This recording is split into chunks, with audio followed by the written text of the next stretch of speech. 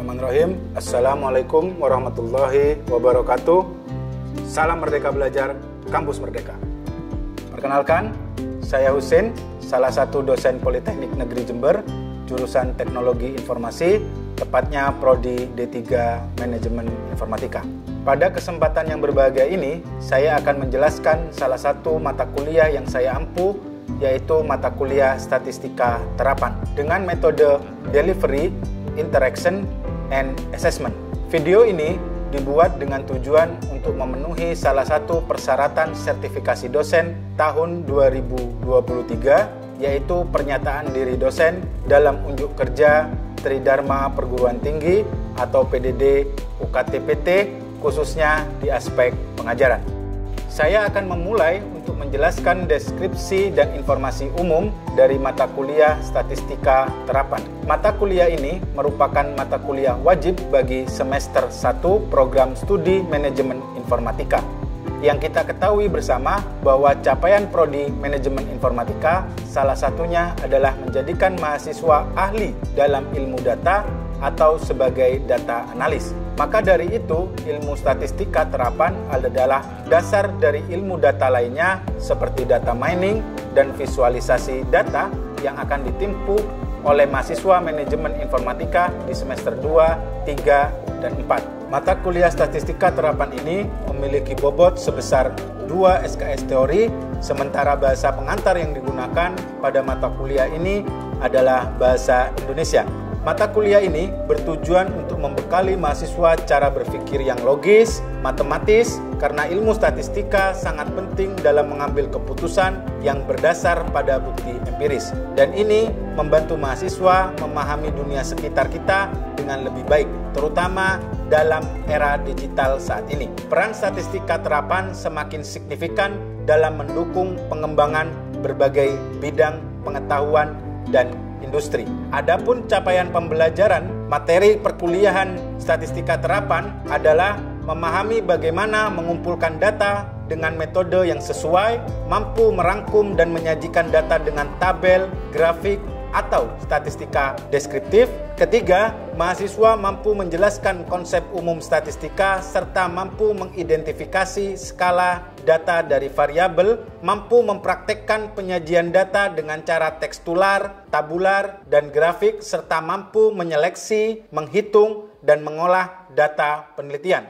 Selanjutnya, memahami konsep probabilitas dan distribusi probabilitas seperti distribusi normal, binominal, atau Poisson.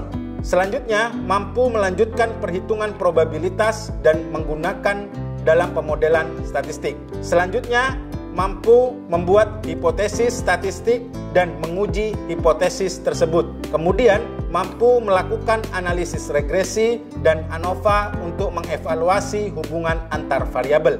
Kemudian, mahasiswa mampu memahami prosedur dalam penelitian, proses dan pengolahan data statistika, dan memahami prosedur dalam pengujian suatu data statistika, serta mampu menganalisa hasil pengujian suatu data statistik, dan mampu mengoperasikan aplikasi di bidang statistik untuk menginterpretasikan data dari hasil pengujian secara bertanggung jawab, bermoral, secara mandiri, dan beretika.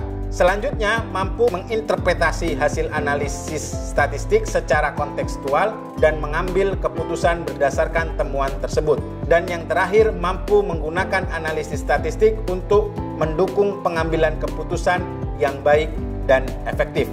Adapun bahan kajian atau materi pembelajaran, pertama, pengantar statistika, kedua, data statistik, ketiga, penyusunan dan penyajian data, keempat, hipotesis, kelima, distribusi sampling, keenam, distribusi frekuensi, ketujuh, ukuran pemusatan data, kedelapan, korelasi dan kovariansi, kesembilan, regresi linear dan multivariabel, kesepuluh, probabilitas, kesebelas, distribusi normal, ke-12 distribusi T-Student, ke-13 distribusi Ch-square, dan terakhir adalah uji statistika dan variansi. Kemudian penilaian mata kuliah berkomposisi tugas sebesar 10%, kuis sebesar 20%, UTS 20%, UAS 25%, dan kehadiran 25%. Assalamualaikum warahmatullahi wabarakatuh.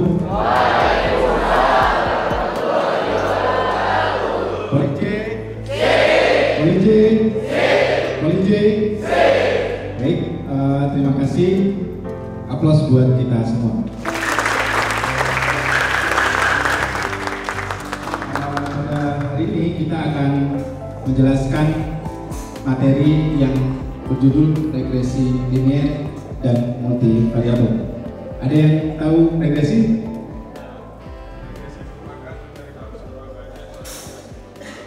Oke, siapa namanya? Akbar. Aplaus buat Akbar.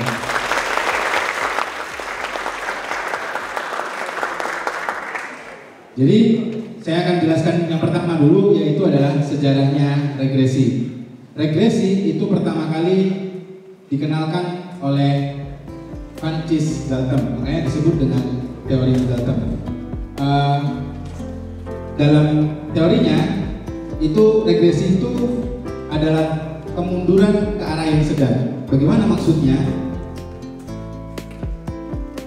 Meskipun ada kecenderungan bagi orang tua yang tinggi mempunyai anak yang tinggi, dan bagi orang yang tua yang pendek mempunyai anak yang pendek, distribusi tinggi dari suatu populasi berubah secara menyolok dari generasi ke generasi. Saya jelaskan, misalkan begini, cenderungnya kalau orang tuanya tinggi maka anaknya tinggi, gitu ya. Kalau orang tuanya pendek maka anaknya mungkin pendek. Tapi ada kasus yang anaknya tinggi ternyata orang tuanya pendek, gitu ya. Nah, dalam pengamatan itu Francis Galton membuat sebuah teori dengan teori yang disebut dengan regresi. Saya akan coba lebih jelaskan lebih mudah lagi. Apa sih regresi itu? Ada tipe-tipenya dan apa aplikasi yang bisa digunakan di dalam regresi. Regresi itu adalah sebuah teknik statistik di dalam memodelkan sebuah relasi yang tadi dijelaskan oleh siapa namanya? Akbar, bahwa beda antara regresi dengan korelasi. Kalau regresi itu mencari pengaruh antara variabel yang dipengaruhi dengan variabel yang mempengaruhi. Sedangkan korelasi itu hanya mencari korelasi, apakah ada hubungan atau tidak. Jadi berbeda. Nah, tipe di dalam regresi yang pertama ada linear regresi sederhana, analisis regresi sederhana yang akan kita bahas. Kemudian ada linear regresi ganda, gitu ya, analisis regresi berganda, dan ada yang polinomial. Kemudian regresi itu juga bisa digunakan di dalam memprediksi, forecasting, gitu ya. Kemudian memprediksi, gitu ya. Kemudian juga bisa mengetahui tren. Ini pertama kali regresi itu ditemukan di awal-awal tahun 90-an. Itu diskusinya tentang regresi linear sederhana. Kemudian di tahun 70-an pengembangan regresi berganda. Kemudian sekarang yang lebih advance yaitu tentang polinomial. Kemudian apa sih bedanya regresi dengan klasifikasi, gitu ya? Di dalam salah satu teknik mining itu ada klasifikasi. Beda antara regresi dengan klasifikasi, gitu ya. Kalau regresi itu digunakan untuk memprediksi nilai kontinu, gitu ya. Itu dijelaskan. Kalau klasifikasi itu mengklasifikasi data berdasarkan kategorinya, gitu ya. Beda antara regresi dengan klasifikasi. Regresi itu digunakan biasanya di dalam forecasting penjualan. Saya ingin tahu nih, kira-kira produk Philips itu di tahun 2024 apakah penjualannya meningkat atau menurun, gitu ya. Itu menggunakan regresi, bisa. Ya, kalau klasifikasi ya itu biasanya untuk segmentasi customer. Biasanya mengklasifikasikan kira-kira ini customer yang potensial atau customer yang cenderung harus perlu treatment baru, perlu pendekatan baru. Jadi di klasifikasi itu berbeda dengan regresi. Sampai di sini paham? Oke. Terima kasih. Kemudian apa saja toolsnya? Yang paling sederhana pakai Excel. Pakai Excel itu saya pikir sudah cukup untuk menganalisis regresi. Karena di Excel itu juga sudah ada beberapa teknik-teknik analisis yang bisa digunakan seperti korelasi, ANOVA, kemudian exponential splitting, ada statistik deskriptif dan yang lainnya. Kita akan coba bahas satu persatu. Nah, ini tadi contoh ilustrasinya kecenderungan orang berbadan sedang. Jadi yang rendah, gitu ya, orang tua yang berbadan rendah punya anak biasanya lebih tinggi dari orang tuanya, gitu ya. Kadang kalau orang tuanya tinggi, anaknya kemudian lebih rendah dari orang tuanya yang lebih tinggi. Kemudian ada kecenderungan orang tuanya ini berbadan sedang. Jadi ke tengah mengarahnya, gitu ya. Maka itu disebut dengan regresi. Ilustrasinya seperti itu. Sehingga nanti di dalam regresi itu ada yang namanya persamaan Y sama dengan A ditambah BX, gitu ya. Kita punya garis, gitu ya. Pengertian regresi yaitu adalah analisis regresi merupakan studi ketergantungan satu atau lebih variabel bebas terhadap variabel tidak bebas dengan maksud untuk meramalkan nilai variabel yang tidak bebas. Contohnya, ini ada beberapa contohnya, misalkan analisis regresi antara tinggi orang tua terhadap tinggi anak, ya. Kemudian contoh yang kedua ada analisis regresi antara pendapatan terhadap konsumsi rumah tangga, ya. Itu contoh yang kedua. Ada lagi yang ketiga, analisis regresi antara harga terhadap penjualan barang. Apakah harga itu mempengaruhi penjualan barang? Kalau harganya murah, Pak, penjualannya bisa ramai. Tapi kalau harganya mahal, yang datang pembelinya sedikit, gitu ya. Atau ada lagi kasus yang berbeda. Enggak, kalau saya jual barang, saya harus mahal karena produk saya berkualitas. Itu kasus yang berbeda. Tapi kita ingin memprediksi itu. Kira-kira. Dan salah satu dari materi kita di statistik yaitu mengajarkan Anda bagaimana cara berpikir yang logis, matematis, berdasarkan bukti-bukti yang empiris, ya. Jadi ada datanya semua. Kemudian analisis regresi antara tingkat upah terhadap tingkat pengangguran. Kita mau uji juga misalkan analisis regresi antara tingkat suku bunga terhadap harga saham. Kemudian yang terakhir ada analisis regresi antara biaya periklanan terhadap volume penjualan perusahaan. Ini contoh-contoh biasanya yang digunakan di dalam penerapan analisis regresi. Yang selanjutnya adalah contoh misalkan variabel Y itu yang dinilai sebagai variabel tidak bebas atau variabel dependent. Kemudian variabel X yang dinilai digunakan untuk meramalkan nilai Y disebut dengan variabel bebas atau variabel independen. Atau disebut juga dengan variabel peramal prediktor yang seringkali disebut dengan variabel menerangkan atau explanatory. Jadi Anda di dalam materi regresi ini harus bisa membedakan antara nilai variabel bebas dengan variabel tidak bebas, variabel tergantung dengan variabel terikat, gitu ya, atau variabel bebas dengan variabel terikat, atau variabel independen dengan variabel dependen. Kira-kira saya punya kasus misalkan, kasusnya adalah apakah bangun pagi itu mempengaruhi kedisiplinan? Kira-kira mana yang jadi variabel bebas, mana yang menjadi variabel terikat? Misalkan bangun pagi dengan kedisiplinan, mana yang menjadi variabel terikat, mana yang variabel bebas?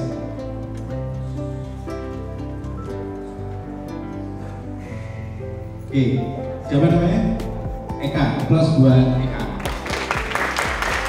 Artinya adalah ketika variabel dependent, variabel yang tergantung, gitu ya, itu dia tidak akan bisa berdiri ketika tidak ada variabel bebasnya atau variabel independennya, gitu ya. Jadi nggak mungkin Anda bisa disiplin kalau nggak bangun pagi, kira-kira begitu, ya.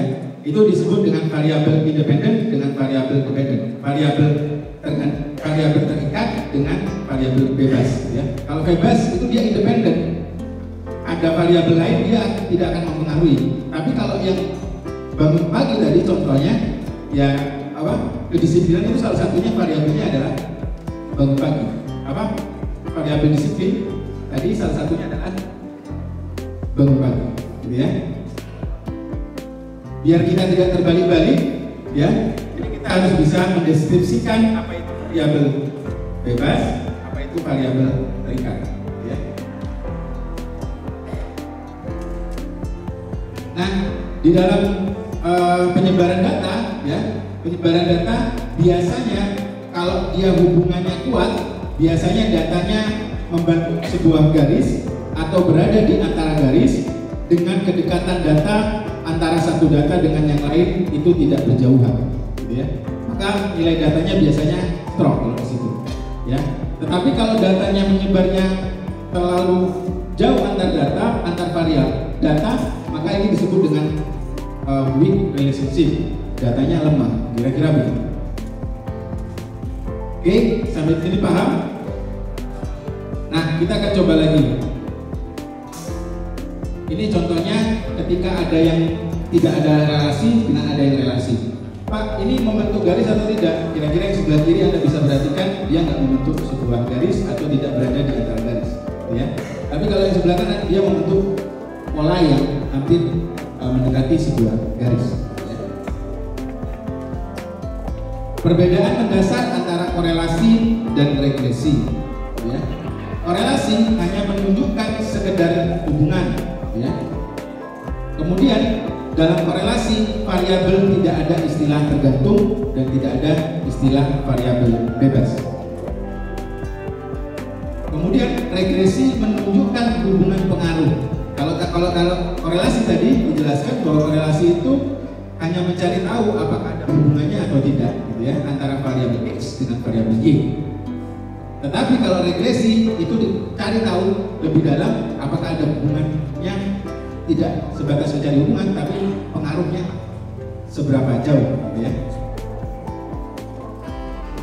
Dalam regresi terdapat istilah gantung dan variabel bebas.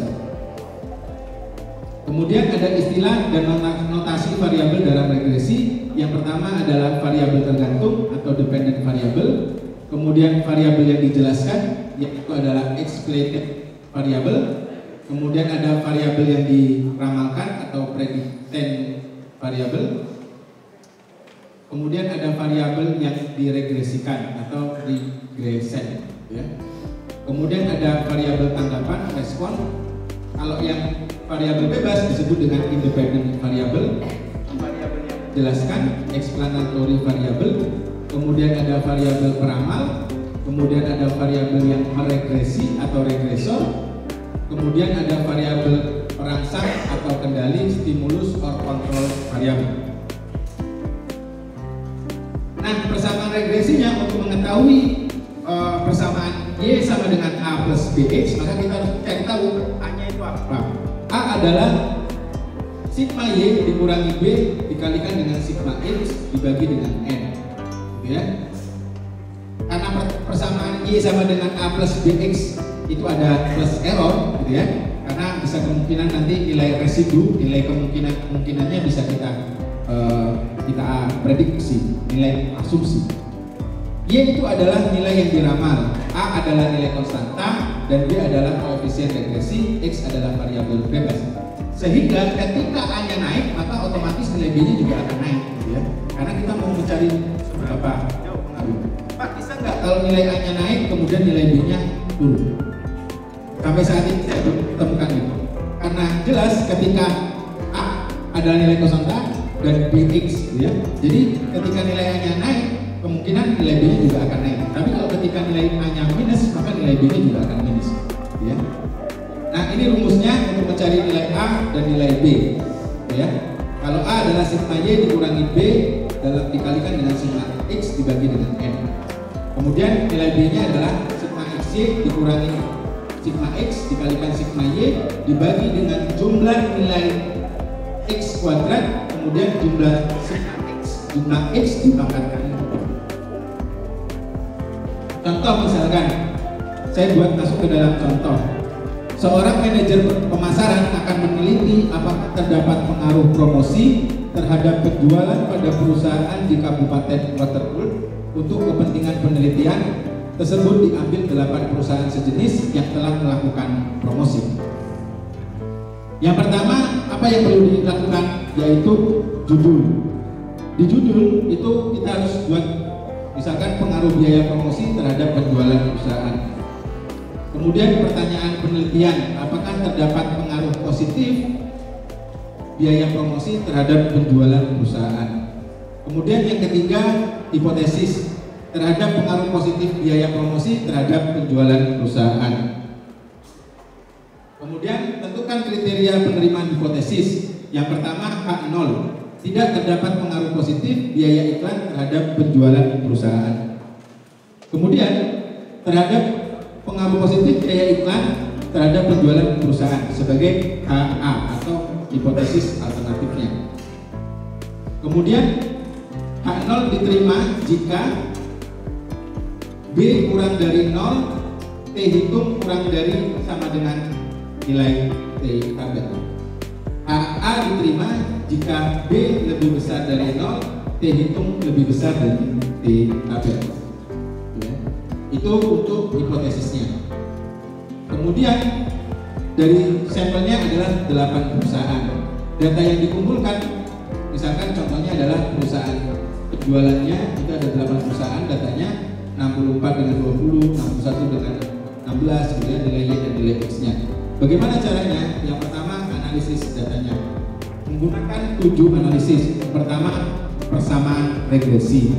Kemudian yang kedua adalah nilai prediksi. Yang ketiga, koefisien dan determinasi. Yang keempat, kesalahan baku estimasi. Yang kelima, kesalahan baku koefisien regresi. Kemudian nilai F hitung, nilai T hitung, baru nanti kesimpulan. Ya. Itu teknik yang diperlukan.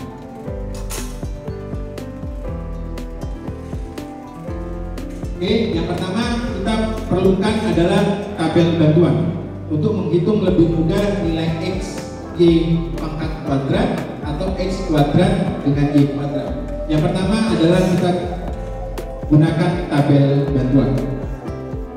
Sehingga dari tabel tadi nilai-nilai data X dan Y kita kalikan, X dan Y kita kalikan, kemudian X kuadrat dipangkatkan, Y kuadrat dipangkatkan, kemudian nilainya jangan lupa ditotal. Ini nilai totalnya. Setelah itu apa yang perlu dilakukan? Yang dilakukan adalah menghitung determinasi atau koefisien. Ya. Rumusnya adalah itu rumusnya, gitu ya. Sehingga kita bisa mengetahui nilai koefisien determinasi, gitu ya, bahwa nilainya adalah 0,70. Nah, cara menghitungnya bagaimana? Ya, itu rumusnya. Untuk menghitung koefisien determinasi atau R kuadrat sama dengan 1 dikurangi dengan sigma Y dikurangi dengan Y kuadrat, kemudian dibagi dengan sigma Y dikurangi dengan rata-rata Y, gitu ya. Ini adalah rata-rata Y dibagi dipangkatkan dengan 2.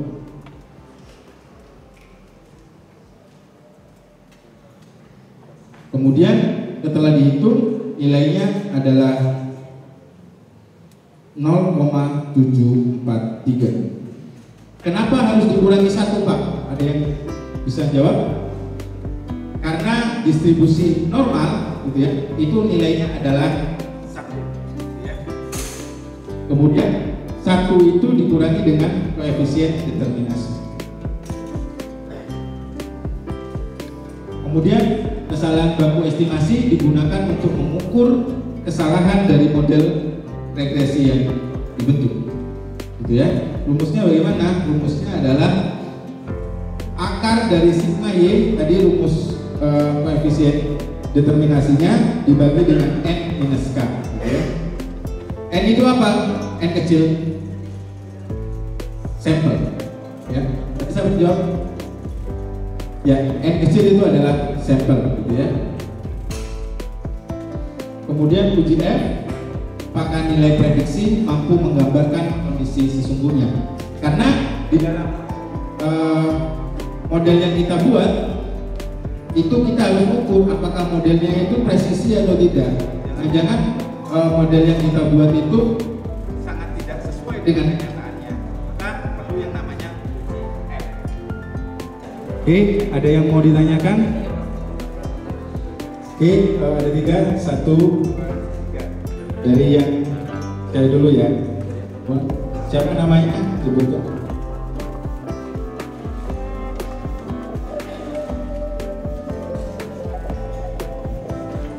Assalamualaikum warahmatullahi wabarakatuh. Perkenalkan Bapak, nama saya Adisa Nurul, desa Banjarnegara. Saya dari golongan C. Saya mau bertanya, kapan kita perlu menggunakan analisis regresi dalam sebuah penelitian? Terima kasih.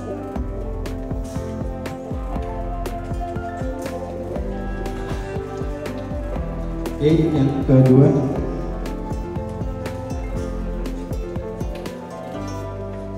Assalamualaikum warahmatullahi wabarakatuh. Mohon izin Bapak bertanya. Di sini saya punya pertanyaan, yaitu apa sih kelemahan menggunakan analisis regresi ini dalam mengetahui hubungan antar variabel agar kita bisa meminimalisir kesalahan dalam menggunakan regresi sendiri. Terima kasih.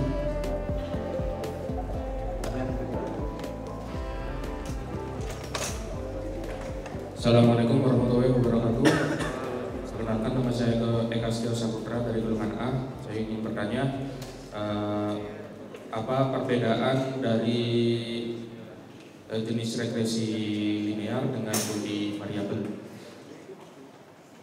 Oke, terima kasih.